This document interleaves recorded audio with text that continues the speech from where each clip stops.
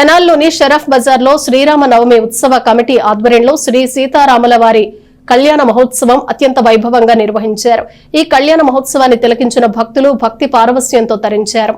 స్థానిక షరఫ్ బజార్లోని శ్రీరామ నవమి ఉత్సవ కమిటీ ఆధ్వర్యంలో జరిగిన శ్రీ సీతారాముల వారి కళ్యాణ మహోత్సవం వైభవంగా జరిగింది.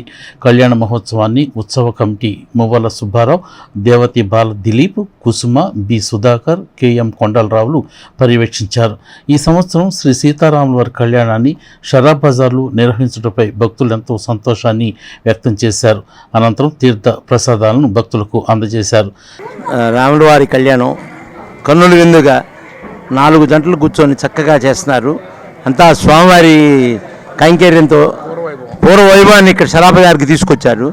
భక్తులందరూ కూడా చాలా ఆనందదాయకంతో రాముల వారి కళ్యాణాన్ని తిలకిస్తున్నారు.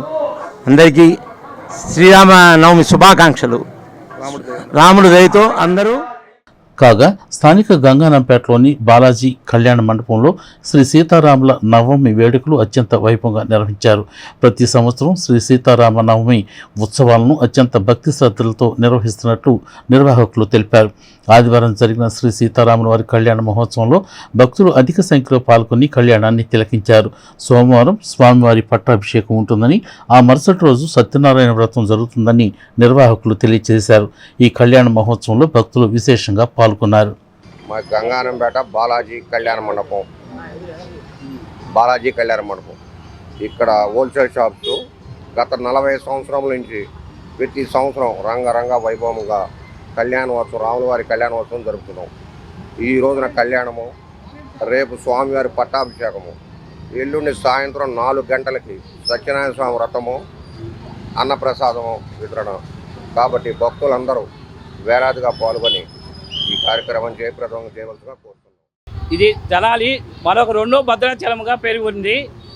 ఈ తెనాలిని 2వ భద్రాచలంగా పిలుస్తున్నారు. ఇక్కడ దొంగరాముల గుడి ఆలయం ఉంది. అది రాత్రి ఆలయం కట్టించినాను బ్రిటిష్ వారి టైంలో.